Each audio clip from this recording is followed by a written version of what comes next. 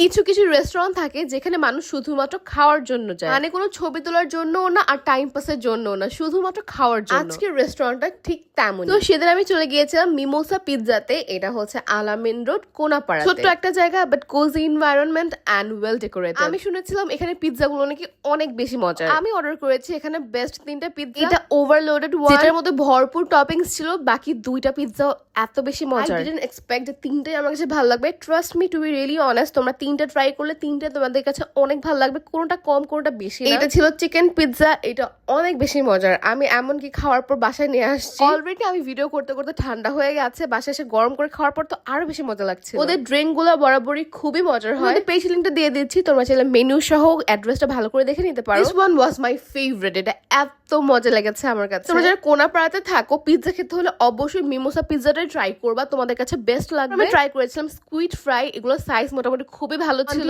অনেক ভালো আর খেতে খুবই মজা। উপরে পুরোপুরি ক্রিস্প আর ভেতরে একটু চিউই, আর দ্যাট ওয়াজ সো গুড। এরপর আমি ট্রাই করেছিলাম ফিশ এন্ড চিপস, সাথে হচ্ছে ছিল কতগুলো ফ্রাই। ওয়াই অন্যান্য জায়গায় ফিশ এন্ড চিপস থেকে এটা অনেক ডিফারেন্ট ছিল খেতে। এটা ডেফিনেটলি ট্রাই করিও। আমি যে আইটেমগুলো ট্রাই করেছি তোমরা ডেফিনেটলি ট্রাই করে, তোমাদের অনেক ভালো লাগবে। এটার উপরের পার্টটা খুবই ক্রিস্পি ছিল আর ভিতরের পার্টটা খুবই সফট এবং খুবই ফ্লেভারফুল। আমি তো অনেক এনজয় করেছি প্রত্যেকটা খাবার। যদি তোমরা ট্রাই করলে অবশ্যই তোমাদের অনেক ভালো লাগবে।